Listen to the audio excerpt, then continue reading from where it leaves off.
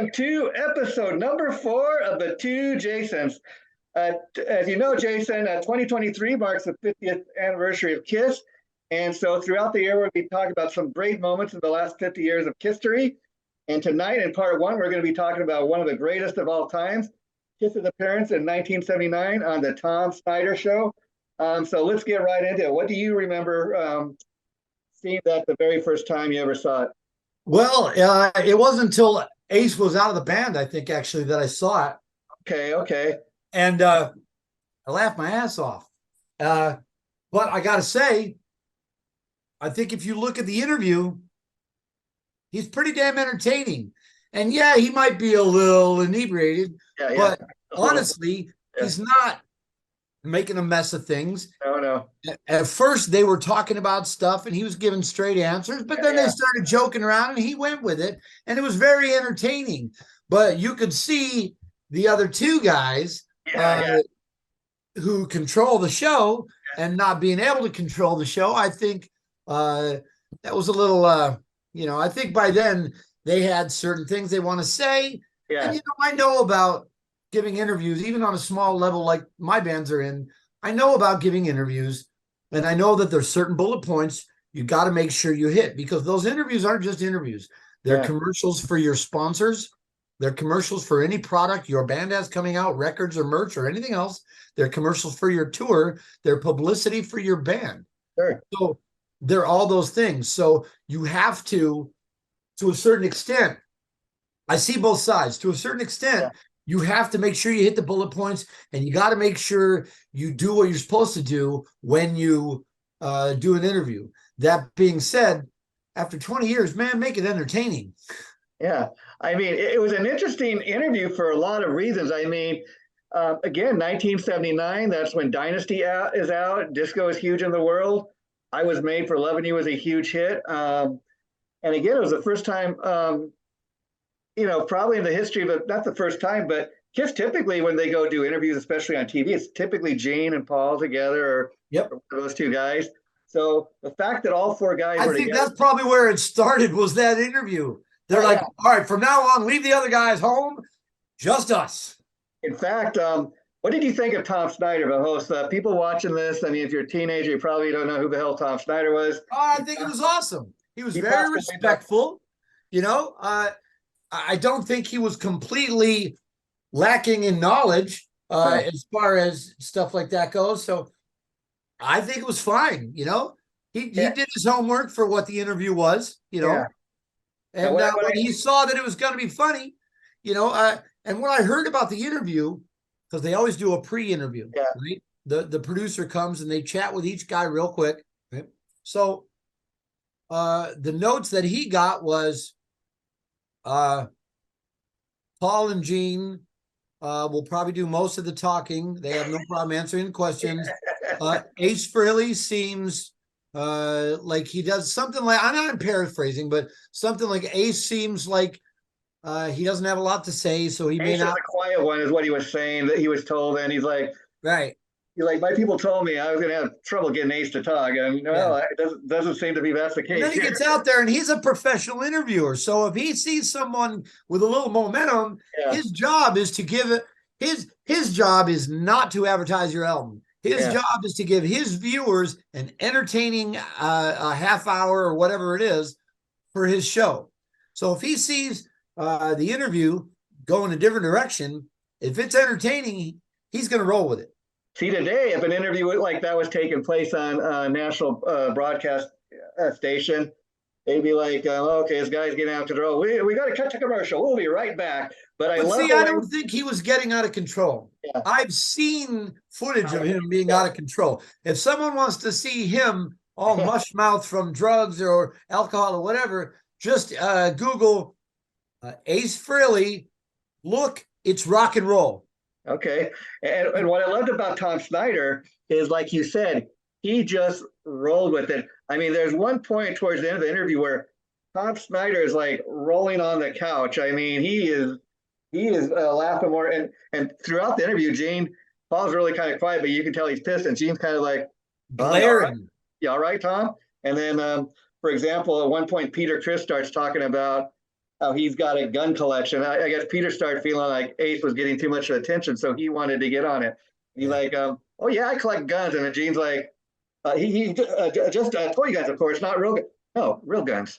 And then he's trying to contradict what Gene says, and then at one point, Ace is telling a crazy road story how his tour manager saved him from getting arrested one time, and supposedly the story is that they said, oh, all these other guys came in, they're having a big party in Ace's room, and they drugged him, and they got him drunk, and Gene's like, no, they just got him drunk, no drugs were involved. And it's like, come on, man, why not be honest with your fans? You won't lose fans if you're honest. Yeah. We know he was high. Yeah, we didn't care. We bought tickets anyways. Yeah. And in fact, what's interesting is on one of Peter Criss's last solo album, I can't remember if it was Peter Criss or Ace Frehley, there's a song called Space Bear. And I think it was a reference to this. Yeah, because that was his nickname. Yeah. And so it was a tribute to Tom Snyder, that song. Yeah. And it was on Ace's album. Yeah. In fact, and Peter Criss at one point also starts talking about how he always loved watching gangster movies and wished he could have been a gangster. And Gene's like, once again, like he means, of course, just in the movies, of course, not in real life. Oh my God, dude. Yeah. And then Tom Snyder again. Like at the beginning, at that point, I would probably turn around and go, "Dude, you're being a buzzkill. Knock it off." Yeah, and at the beginning of the interview, of course, before Kiss even comes on, they show like scenes from Kiss Meets the Fan, and of course, this was a Halloween special, so that had just come out, the previous year, I think, in '78. They're showing clips of that, and like Kiss they were like the main feature on the show that night. I mean, they had other guests. I didn't even watch that part of the show, but Kiss was a main feature. They were on for like 33 minutes. So it was entertaining. And they can thank Ace for that. If it would have just been their boring old stuff with the canned lines, that interview would have been half as long as Tom would have been like, all right, we got the job out of the way. See you later. Yeah. Ace gave them, and that Ace made, if that would have been now, it would have been viral. Yeah. That was probably one of the first viral videos, if you think about it. Before the internet even existed. And even, like 40 years later, it's still very infamous. The reason I even decided I got the idea to do this for the topic tonight was I was just online one night and this popped up and I thought, that would be a great topic because again, yeah, well, they still and they've been hammering for him for years about, oh, he's unemployable, he's always on drugs, he quit. We had to fire him. Now, first of all, he didn't get fired. He quit. Yeah. And he had his time with drugs and alcohol. But if he's unemployable still to this day, he's made what, 4 albums in the time that they've done 0. Yeah. And Paul Stanley just gave an interview I read that he said, what's the point of making a new album? I don't know. Are you creative? Are you an artist? Or are you only making records if people will sell them? You don't want to write a song if you can't sell it? I would write a song. It doesn't matter. Good music is good music. And if you want to hear it, I'm going to play it. See, that's the thing. Even as a Kiss fan, I will. You already got enough money. How about being a freaking artist instead of a banker? Yeah, that's the thing. I've been a little disappointed in Kiss as far as that. I mean, and they sit there and over this, and it's not years ago. It's recent for this tour, their end of the road tour. Many interviews saying how they would never have those guys back in the band. They wouldn't be trusted. And then there's that interview that's causing all this flack lately, but where Paul Stanley really took shots at him, and it's like, dude, you're the pot call, you're the definition of the pot call in the kettle black. You can't sing anymore, and you're busting your guitar player's chops about how he can't play anymore, and he doesn't deserve a place on the Kiss stage. Well, that's a lot coming from a guy whose best vocals on this tour have been recorded. Yeah. I mean, and I'm not saying anything that can't be proven on the internet. Sure. But God forbid he cops to it. Yeah. I mean, again, that I agree as far as a Kiss fan, it really pisses me off that he sits there over and over again and trashes Ace Frehley, but he is every bit the liability to the Kiss stage that they say Ace is. Yeah, and here's what I don't understand about putting out any new music, because I don't think it's that they couldn't do it. I think they could do it. I mean, Monster was a pretty good album. Sonic Boom was a pretty good It was album. great. I love those albums. I mean, Modern Day Delilah, awesome tune. But I heard Say Paul Yeah, Stanley awesome come out, tune. and he said, as you said, well, not that we couldn't do it. I believe they could do it, but he's like, why do it? People aren't buying CD. I do think they put out a new Kiss CD. I'd go buy it. You'd go buy it. Kiss Army fans would go. It might not be a number one album, but I think enough people would buy it. But I think they're at a point in life where they don't need to do it. I've heard that, of course, when they do the final two shows, they're recording that for some special release, future release. Of course. But so there's that. But I would love to hear new music. And the thing is, okay, if nobody's going to buy the CD, and that's the reason you don't put out any new Kiss music, how come you'll go put out a Soul Station CD? And they're all covers. Yeah, and I can't believe that sells better than a Kiss CD. I just don't know. Ace don't care. He's putting albums steady. He puts out albums for covers, albums of original. Isn't he about ready to drop another album of all original music? Yeah, I heard a little bit about that. He talked on. I listened to the Eddie Trunk interview, and we'll get more into that in part two. But he's like 6 songs into it. Supposedly, one of the guitar players that's writing stuff with him is Steve Brown from Trickster. So, well, speaking of Ace Frehley, though, I'm sure you've heard the news by now that just a couple days ago we lost the one and only John Regan, bass player for Ace Frehley's Comet. Yeah. And he goes back to the first Frehley's Comet album. He helped Peter Frampton, of course. He played on a David Lee Roth album, even, I think, Your Filthy Little Mouth. Really? Yeah. Ah. Yeah, look up Your Filthy Little Mouth. He plays all the bass tracks on that. It's not one of the bigger albums. It's it had John 5 on it, right? No, that's a David Lee Roth. Jason Becker. That's a Jason Becker was on Little Ain't Enough. This was called Your Filthy Little Mouth. It came after a Little Ain't Enough album. Yeah. Wow, I didn't even know that. That's awesome. 2 of my favorite bands have John Regan in common. Yeah, and David Lee Roth. There's a song on that album. It's trippy. It's a Trippy Day song. It's called "Cheating Heart Cafe." With Travis Tritt on vocals. Yeah, Travis Tritt. And John plays on that. Yeah. What a shame. Yeah. What a shame. And that was totally unexpected. Rest in peace, John Regan. And I don't quite understand why Ace hasn't made a comment. He's the only one to have a comment. I heard Todd. He may not even be aware of it yet. His head's in the studio. You never know. Yeah, I heard Todd Howard came out with a comment, and I guess he was really brokenhearted because besides Frehley's Comet, they had Return of the Comet they were doing together, and he had just texted him like the day before, I think. He butt dialed him in the middle of the night, and I read this online. He butt dialed him in the middle of the night, and John came back. Hey, what's up, man? Oh, sorry, I butt dialed you. Hope I didn't bother you. No, you didn't bother me. Yeah, and then just it's so sad because of course they didn't give a reason, what the cause of death is. They may not know at this point, but it is what it is. Time marches on. What I mean is he was 70 something, so he was up there in age, even though he didn't look his age. Like, I guess when you're touring around the world and you love what you do, it keeps you young. God bless him. He was part of some albums that were like the soundtrack of my teenage years, for sure. I still love that first Frehley's Comet album. It's no doubt. It's a classic. I remember that I was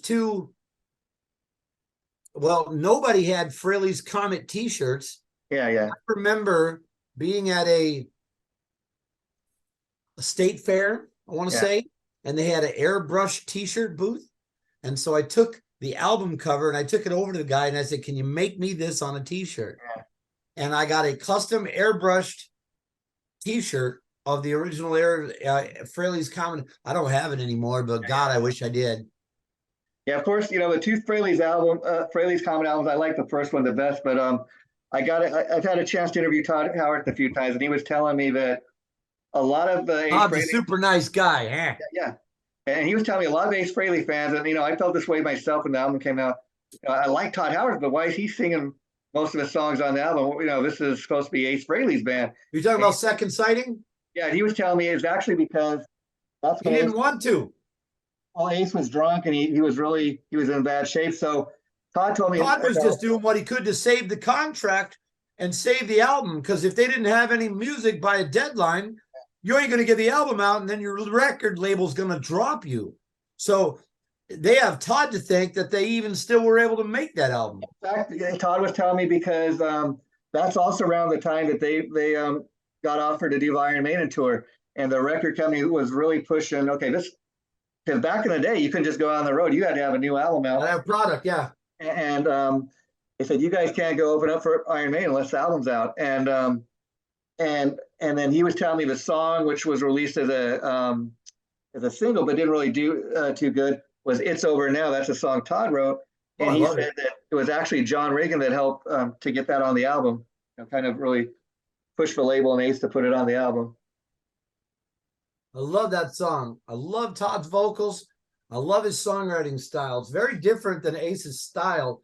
And so you can usually pick out which ones he wrote and which ones Ace had a heavier hand in creating or whatever. But I was fortunate enough to have him come and sit in with my band a couple times, my tribute band.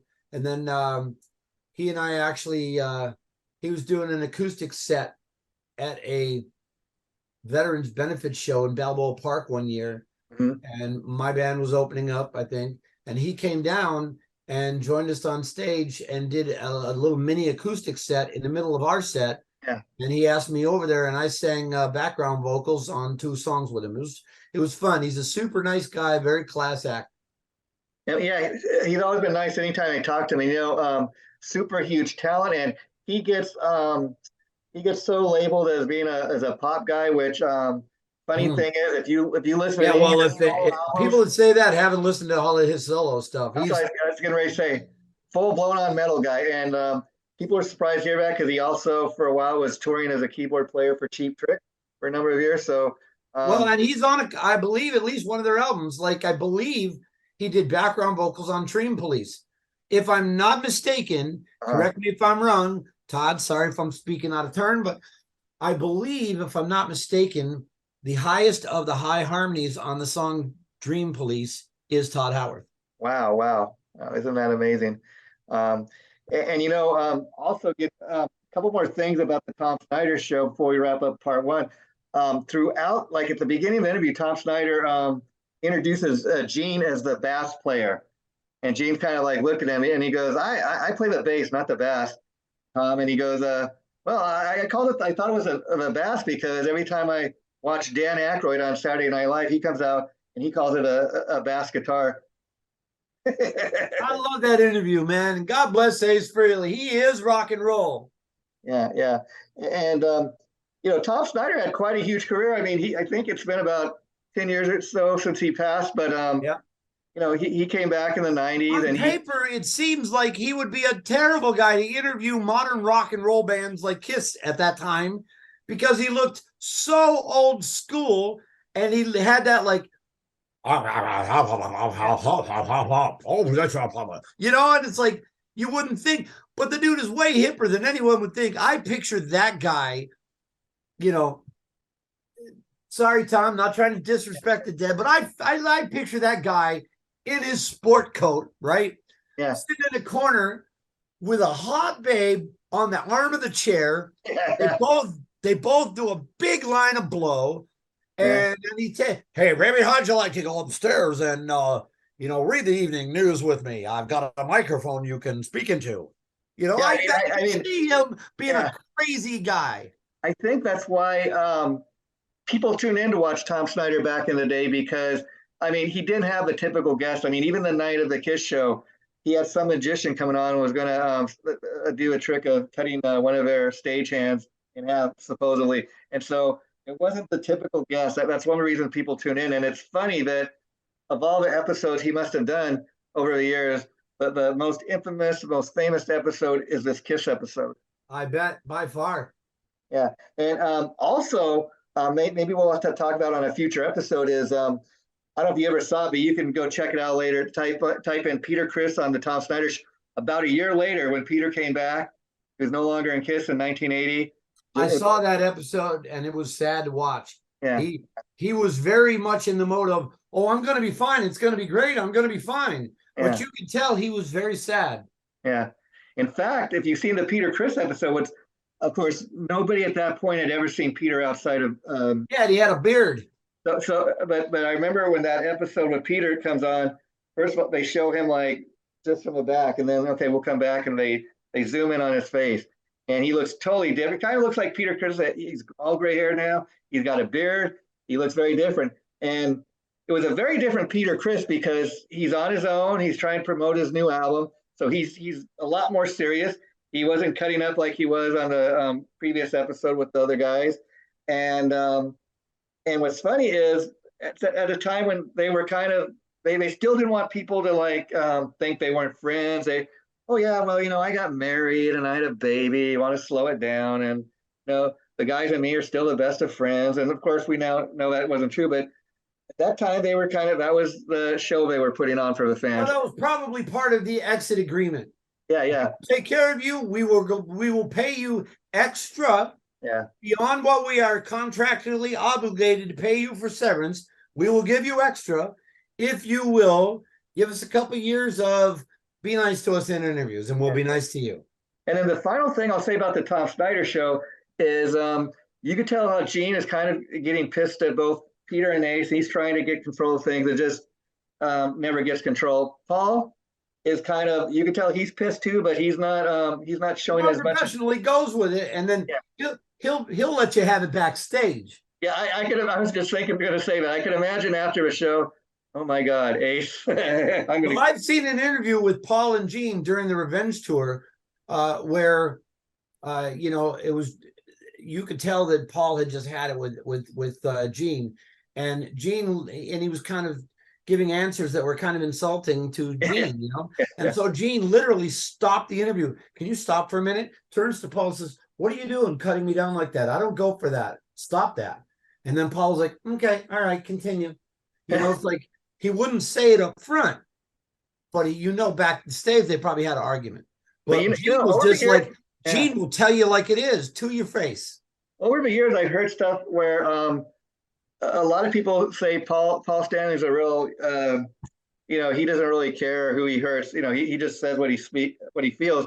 And a lot of people say, it's, Gene have to kind of go along with Paul, but Gene's a much nicer guy. A lot of people have said. Well, I'll tell you this though, if it wasn't for Paul Stanley, Kiss wouldn't exist. Oh, that's true. And because he kept it going when Gene wasn't doing a thing. He kept it going through all those years. So hats off to Paul Stanley, because without him, we wouldn't have had Kiss past 1981. Yeah, that's so true. And even Gene has acknowledged that. I mean, even Paul Stanley says in his book that like around the time of Revenge, when Gene kind of came back to the band, got serious about the band again, starts really writing some heavy stuff, and the Demon is back. He apologized to Paul for when he wasn't paying really a lot of attention to Kiss and doing outside things, so much that he bought him a Porsche. Not everybody's in the position to do that, but I believe from what I've heard Gene say, they love each other. They know what they mean to each other by now. They love it. Even Paul, when Nikki Sixx was trashing on Gene, he said, "I knew I would be better with him than without him." He went off on Nikki and said, "You know what? I can say stuff about him because he's like my brother, but anybody else trash talks him, they better watch out." That's right. Yeah, and Gene has even really said, Paul's the brother I never had, and I think Gene really he cares a lot about what Paul Stanley thinks. And I saw an interview where recently, or not recently, but the last time that Paul had an operation. I'm not sure if it was when they finally fixed his ear. That was it. Yes. Yeah, they finally fixed his ear because he was born without an ear, basically. Yeah. So they finally fixed it, and he was having surgery, and Gene got in a puddle jumper and went there to be at the hospital for it. And you could clearly see in the interview that Paul was touched by it. Yeah, and even they used to live when they lived in Beverly Hills. They used to have their house right next door to each other down the street. And the funny thing is, you think, when you live next to your buddy, you'd be going over every day, and they sometimes we don't see each other for a week or two, but we call each other on the phone. If there's ever an emergency, we know where the other one is. Yep. Yeah. And that's what really matters. And I think Gene and Paul, like, they know that they can rely on one another. Whereas I think maybe the reason they're so harsh on Peter and Ace is, let's look at the track record. I mean, yeah, they're founding members of the band, but let's be honest. Gene and Paul are the two that kept the band going for the whole entire Without 50 question. years. Without those two guys, Kiss would have ceased to exist in 1980. And 1981. And then they allowed them to come back a few times. And the funny thing is, I could kind of see why Paul Stanley or Gene might have reservations about having those guys back in the band. They started to make the same mistakes at first when they came back. When they did the reunion, they were very grateful because, of course, they were making nowhere near the money they were in Kiss. And then by the time you get to Psycho Circus, Peter Criss is giving the staff of the hotel a booklet saying, if I put this on the outside of my door, you can clean and make the bed. I put this on the outside, you got to have tin foil on the windows. Yeah. If any of that's true, dude, are you crazy? And then like, I even heard when they decided that Ace was out, was because they made an appearance at the Olympics one year, and Ace was supposed to show up, and Doc McGee had Tommy suited up, all ready to go, just in case Ace didn't show up. And not only does he not show up, doesn't show up. So again, I could kind of see how they say he's unreliable because, and it's happened more than once. So there is that. For sure, man, for sure. But dude, that Tom Snyder episode was epic. I could watch that over and over again. It's like candy. I mean, I was cracking up last night watching it. I'd seen it before many times, but I mean, anybody who's got History, I think they got it on there. That's right. But yeah, it's just hilarious to watch. And Tom Snyder, I love the fact that he went with it. He's a professional, man. If you see something, you pick up on it and you give it steam. And I don't know if he was acting, but I tell you, just by the end of the interview where he's rolling on the couch, I'm like, I think that's who that guy naturally was. I mean, he sincerely thought it was funny, and I agree with you that he was told whatever he was about each of the guys, but I think right away at the top of the interview, he spots that, okay, this guy Ace, he's a little crazy, and he just honed in on that. I mean, at one point, he's like, hey, Ace, Ace said something about he's a plumber. He said, well, I got a sink backstage. I got a pipe backstage. Yeah. He's like, yeah. That's hilarious, man. And then at one point, Gene starts talking about, hey, tell him about your new recording studio, top of the line, and stuff. And then he's talking about how Ace is telling the story how he was electrocuted because he touched something that wasn't grounded. And then Gene's like, yeah, now we have wireless guitars, so that won't happen again. And he's like, you know what, Gene? He goes, what a bandmate! What a way to support your bandmate.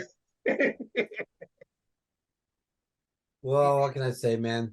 Everything that you saw, basically the deconstruction of the band in that interview. Yeah, and it's interesting too because I've heard even in what we're going to talk about part 2 tonight, Ace's infamous interview last week with Eddie Trunk. Woo! All through that too, he's kind of talking a lot of stuff about Gene and Paul, but he always comes back to the fact, well, you know what? I've always liked Gene a lot better than Paul. I think Gene's a better singer. Gene's a much nicer person than Paul. So even in this interview, you kind of see that. Yep. But we'll talk about that. Yeah. In round 2, people. Okay. Well, Jason, we're gonna wrap this up, and then I'll see you again at in a half an hour at 8:30. Okay. So.